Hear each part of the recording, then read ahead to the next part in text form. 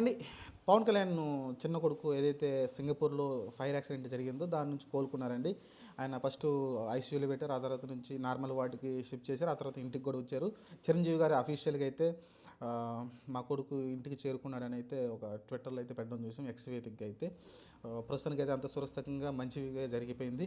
ఎందుకంటే ఆల్రెడీ ఒక చిన్న ప్రాణం కూడా కోల్పోయాం అక్కడైతే. అలానే పవన్ కళ్యాణ్ కొడుకు చిన్న చిన్న గాయాలతో అయితే బయటపడడం చూసాం. కానీ పవన్ కళ్యాణ్ చెప్పినట్టు ప్రెస్ మీట్లో దీర్ఘకాలంగా కొన్ని ఇబ్బందులు అయితే వస్తాయని చెప్తున్నాడు. ఇప్పుడున్న ట్రీట్మెంట్కి వాటిని కూడా సరి చేస్తారనుకుంటాను. ఎందుకంటే ఏదైతే ఆ పొగ ఉందో, ఆ స్మోక్ ఉంది కదా, ఆ స్మోక్ అనేది లంగ్స్లోకి వెళ్ళిపోయింది, ఊపిరితిత్తులోకి వెళ్ళిపోయి కొంచెం అయితే ఇబ్బంది పెట్టింది. తర్వాత నార్మల్ అయిపోయాడు. చూద్దాం మరి. ప్రస్తుతానికైతే చాలామంది మెగా అభిమానులు కావచ్చు, పవన్ కళ్యాణ్ కార్యకర్తలు చాలామంది, జనసేన అభిమానులు కావచ్చు, వీళ్ళందరూ కూడా చాలా ప్రార్థనలు అయితే చేయడం చూసాం, చాలా పూజలు కూడా చేయడం చూసాం రాష్ట్ర వ్యాప్తంగా.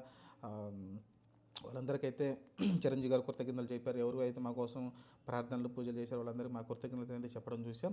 ఇంకా ఆ తర్వాత పవన్ కళ్యాణ్ గారు తెలిసిందిగా అదే అల్లూరి సీతారామరాజు పర్యటనలో ఉండగా ఈ సంఘటన అయితే జరిగింది. ఆ తర్వాత అది పర్యటన జరిగినప్పటికీ సాయంత్రం వరకు వెయిట్ చేసి, ఆ సాయంత్రం వరకు ఆ పర్యటన ముగించుకొని ఆ తర్వాత అయితే బయలుదేరడం చూసాం.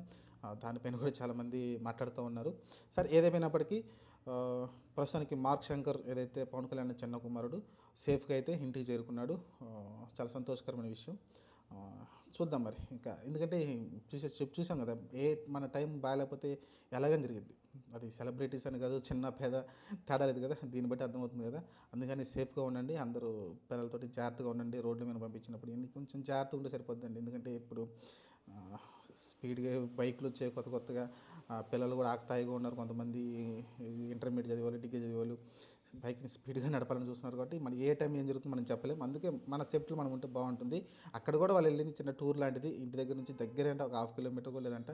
అలాంటి చోట్ల జరగడం అన్ఫార్చునేట్లీ అదే మన టైం బాగాలేకపోతే అలానే ఉంటుంది.